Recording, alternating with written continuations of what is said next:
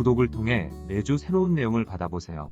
위 종목들은 우리 시장이 대세 상승의 흐름 속으로 나아갈 적에 상승세의 가장 중심부에 놓일 수 있는 종목으로 다른 어떤 종목보다 관심을 갖고 지켜봐야 할 종목군이다.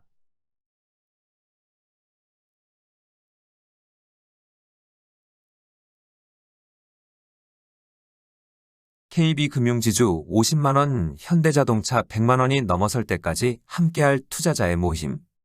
작년 10월 중순 이후 나타난 시장 흐름의 변화로 세계 중요 시장들 가운데 일본과 독일 그리고 인도 시장은 2021년에 최고점에 접근하거나 일시적으로 이를 넘어서는 모습을 보여주고 있다. 시장이 추세적인 상승 의지를 드러내려면 시장 흐름의 대단히 중요한 고점에 해당되는 위치를 제법 큰 폭으로 넘어서는 것이 필요하고, 이를 넘어서는 상승폭이 크면 클수록 추세적인 상승 의지는 보다 강한 것으로 받아들일 수 있다.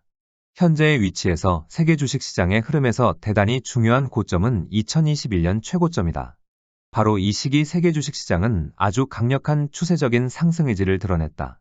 2020년 3월 코로나19 사태로 충격적인 폭락 과정이 발생할 적에 세계 주식시장이 추세적인 상승 의지를 드러내려면 당시의 시점에서 시장 흐름의 대단히 중요한 고점에 해당되는 2018년 1월의 최고점을 제법 큰 폭으로 넘어서는 것이 필요하였다. 그런데 코로나19 사태로 충격적인 폭락 과정이 발생하여 이를 제법 큰 폭으로 넘어서는 것이 현실적으로 대단히 어려운 상황이었다.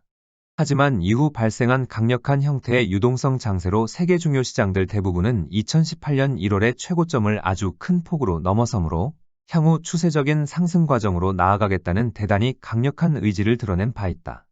2016년 2월 새로운 큰 장을 만들어내겠다는 의지를 7년 만에 드러냈을 적에도 마찬가지였다.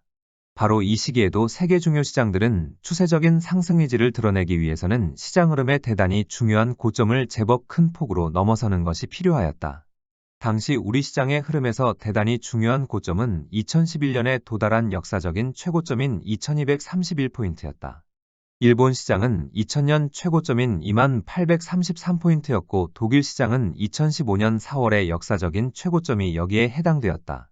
2016년 2월 출발한 상승 시도에서 세계 중요 시장들은 2018년 1월 이르러 시장 흐름의 대단히 중요한 고점을 아주 큰 폭으로 넘어섰다.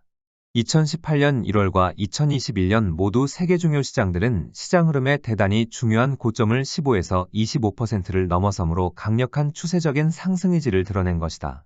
작년 10월 중순 이후의 상승 과정을 통하여 향후 새로운 큰 장을 만들어내겠다는 의지를 다시 드러낸 바 있다.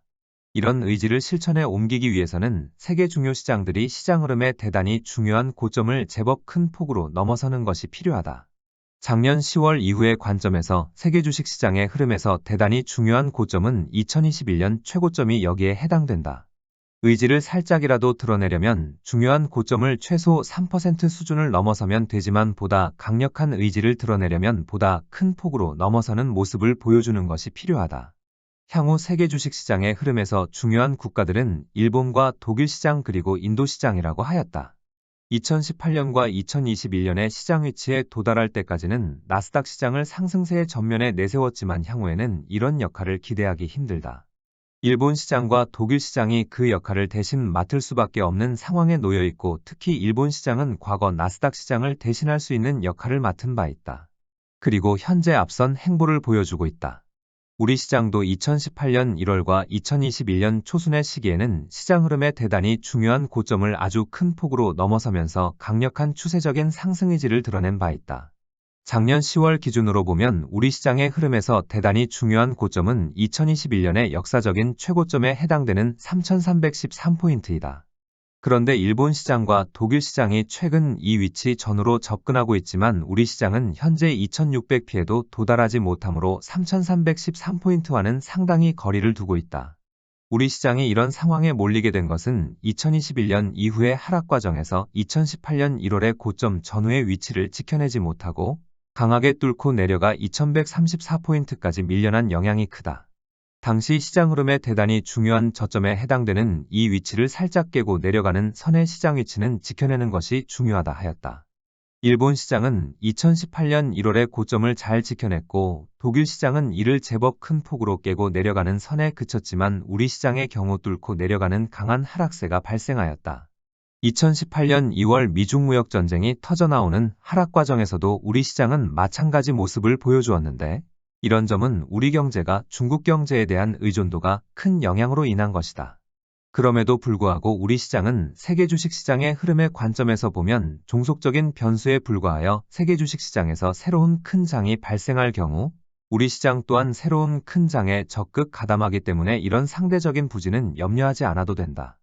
2018년 2월 이후의 하락 과정에서 우리 시장은 극히 부진한 모습을 보여주었지만 2020년 3월 세계 주식시장에서 유동성 장세가 발생할 적에 우리 시장에서는 동일한 강도의 큰 장이 들어섰기 때문이다. 중요한 것은 세계 주식시장의 흐름에 기대하는 새로운 큰 장이 들어설 수 있느냐 하는 점이다.